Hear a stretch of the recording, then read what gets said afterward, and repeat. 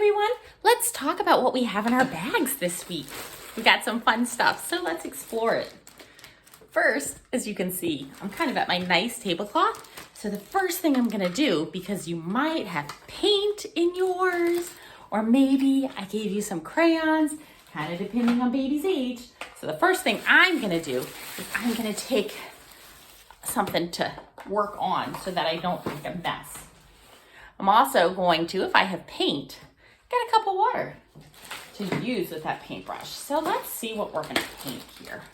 So if you have a big child, now if you don't have a big child, then I probably did not give you paint. So it's important to spend time with your kid and do different activities. See all the activities. We'll talk about your social emotional development of your child, depending on the age. You've got that worksheet. And then the activities. Okay, so we're gonna get started with paint. And so this is mixing colors and things like that. Well, for this lovely American holiday, I chose little hangers, little ornaments, and you have a special picture of your child. This is nobody, or I'm sure it's somebody, but it's not but anybody in our program. So here we go.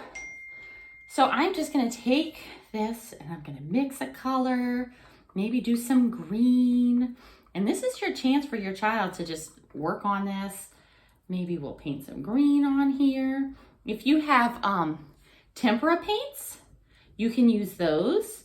Or sometimes these little wood crafts come with little paints. If you have other little paints that you want to use, you can do that. But these watercolors work just fine because they just soak into that wood. And don't make your child do it any kind of way. You want it to look like your child's piece of art. You don't want it to look like your piece of art. And then be sure to write your child's name and year on it.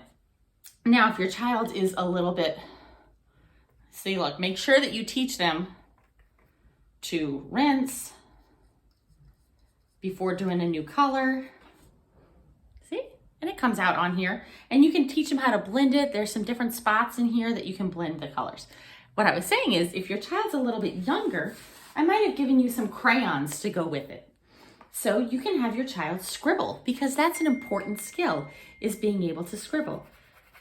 And that comes out just great on here. And even if I gave you paints, if you decide, we're gonna do some scribbling, that works amazingly too. It really comes out on here. So you can have your child scribble. You can learn why it's important. You can mix colors with the paint. Be careful of all your stuff with that. Scribbling and coloring. And then that's something that they can also do with their grandparents, is coloring. Coloring's a great thing that you can do intergenerationally. And it's important to think about grandparents and what their role is in your child's life, or what their role isn't, and to have those kinds of conversations. So we're going to talk about that a little bit. You should have that worksheet. And like I said, we'll talk about the social emotional development as well. Can't wait to see you.